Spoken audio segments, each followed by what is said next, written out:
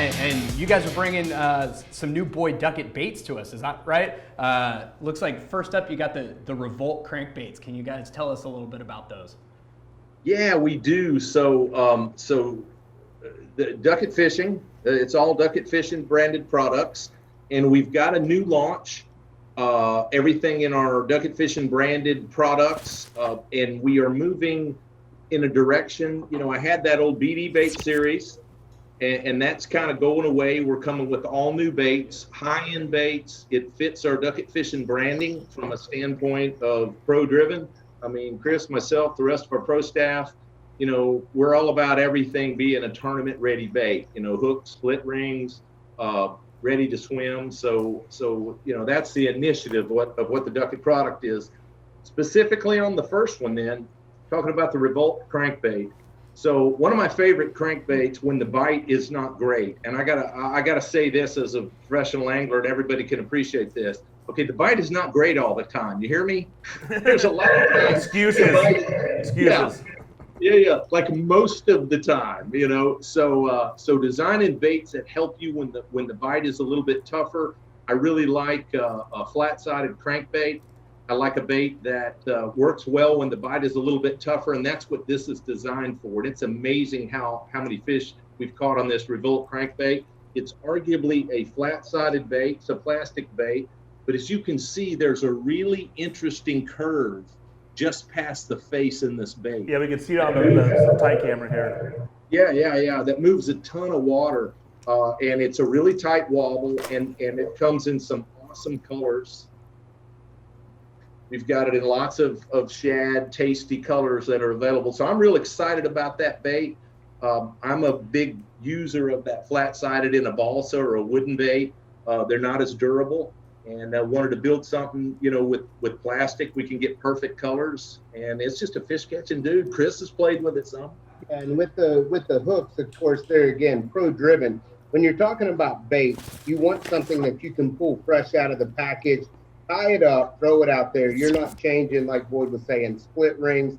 You're not changing the hooks. You're not changing anything. So when it comes to crankbaits like this, you pick it up, you take it out of the package, you throw it out there. When you hook up, if for whatever reason they start just going to biting and you're throwing this bait, you're not worried about, okay, they're biting this bait. Do I need to change my hooks now? No, because everything's already ready to go. And the durability of them is fantastic. That's awesome. Hey, Chris and Boyd, you did talk about the styling of the body here, which is really unique. It's you talked about it filling the niche of a flat side bait, but it's got this really interesting depression on the front part of the body. Can you talk to us too a little about this modified coffin bill you got here? Yeah, so the modified coffin bill is all designed around keeping it as a tight running bait. You know, that a lot of times there are times that bass like a ton of movement, and there's a lot of times that less is better, like a lot, probably a lot more than a lot of anglers realize. We fish a lot of techniques where less is better. We're going to talk about that in a minute on some of these swim bait designs, but that's what that bill design is all about. You know, just to help that bait be tight, be insignificant, but yet still move a lot of water. It's just fish attracting. You know, in all honesty, and I've done bait design, you know, both for Duckett Fishing and for myself personally, for previous sponsors that I've had. And a lot of this stuff, guys, and some of the bait designers in the world will tell you, a bunch of it's trial and error, man.